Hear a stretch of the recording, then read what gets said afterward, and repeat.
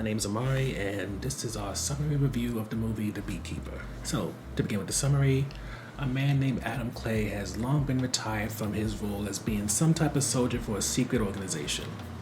You're very familiar with that type of story. But what's different about The Beekeeper is that it starts off with something that's an emotional trigger. Adam, for who knows how long in his life, was just a soldier trying to keep the world at peace and keep things maintained in a way that his organization and whoever runs it wanted it to be. However, he retired and he met a woman named Eloise Parker. Nothing romantic. I wouldn't even say she became like a maternal figure in his life, but she was kind to him in a way that he hasn't experienced potentially ever. It's not necessarily clear what Adam's childhood or anything like that was, so it could very well potentially be the first person who's actually been kind and took care of him, as he says. But unfortunately for him, she gets caught up in a con scam, and as you saw in the trailer, she takes herself out.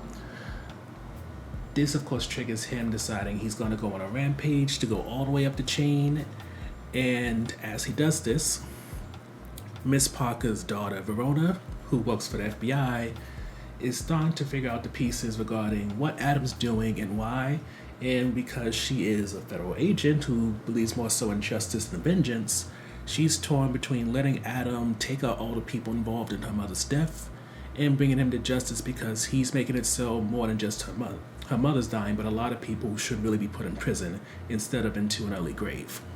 So, top level highlight for me is definitely going to be Jason Statham, and that's because I fully recognize that as an actor, he's at best when he's a man of few words, and he's mostly just whooping ass and taking names.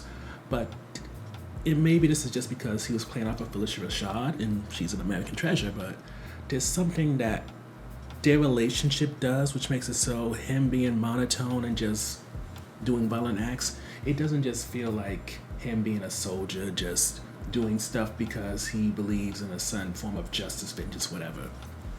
When he says it's personal, even if it is with a straight face and everything, it truly feels personal in a way that, because the only way that Adam knows how to do justice and correct things is by killing people and harming people, it's what makes sense to him. It's the only way he can make sense of this act that was done to somebody who was so kind and who might have been an anomaly in the hive considering all the people that he's probably worked with, but at the same time was somebody who is what he needed to see in the world, especially after doing all the things that he's done.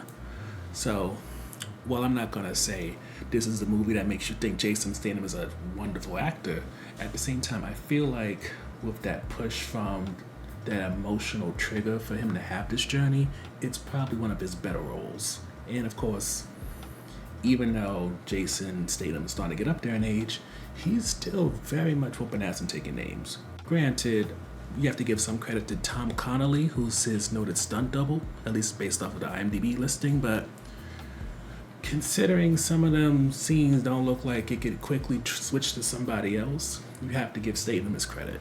But of course, no man's an island, and what also helps with this movie is that when it comes to Derek, he and his little subordinates that have a lot of mouth on them are so easy to hate, and this film does nothing to try to make them redeemable.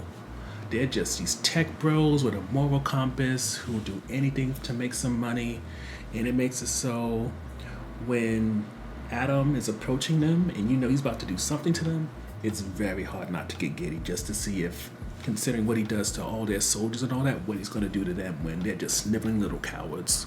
With that said, throughout the movie, as you expect, there's a lot of whipping ass and taking names, and I would say things get a little creative.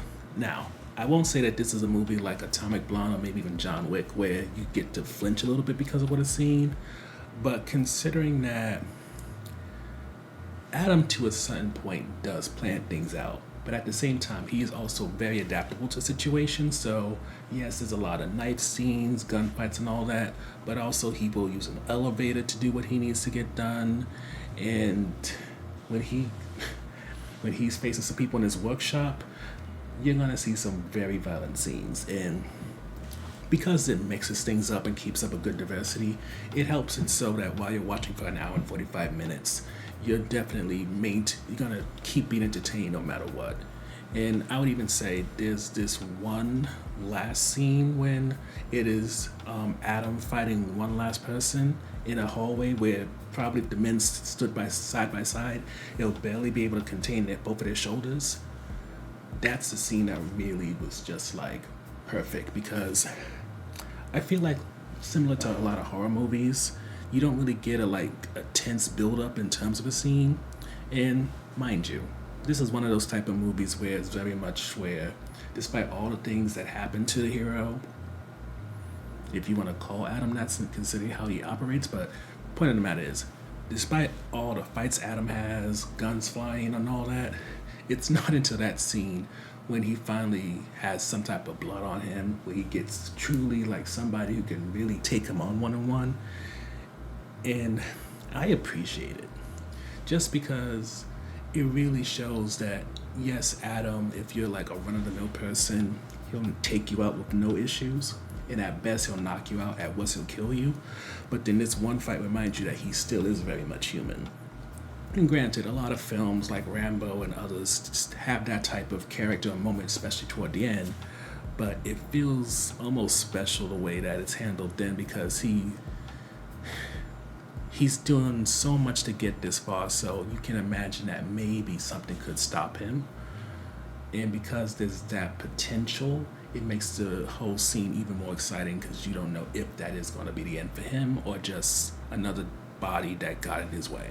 Which leads to the last highlight. And that's the fact that, yes, Derek is absolutely, unquestionably some type of evil, but as for everybody that's around him or works with him, it's a bit more morally gray.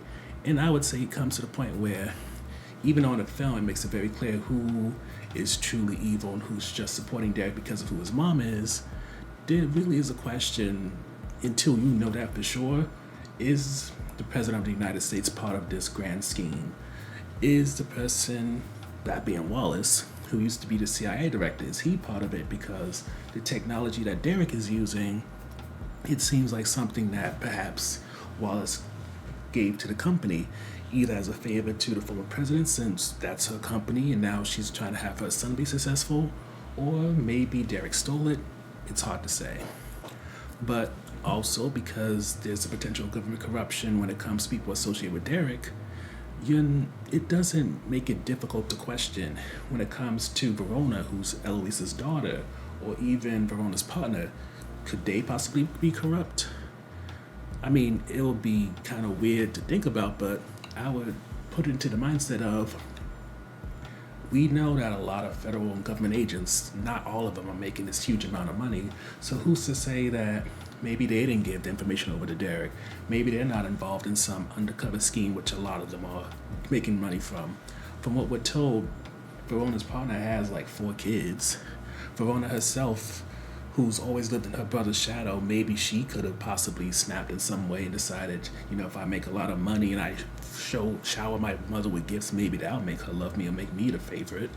There's a lot of reasons and ways that you can easily picture anybody being as bad as Derek, just not upfront about it, but the movie doesn't just give that to you off the bat. Instead, they make you kind of think about it and not 100% sure until the moment comes where it's time for Judgment Day. Which leads to the last topic, which is an on-the-fence one, and that's just that when it comes to the Beekeeper organization, it mostly remains in the shadows.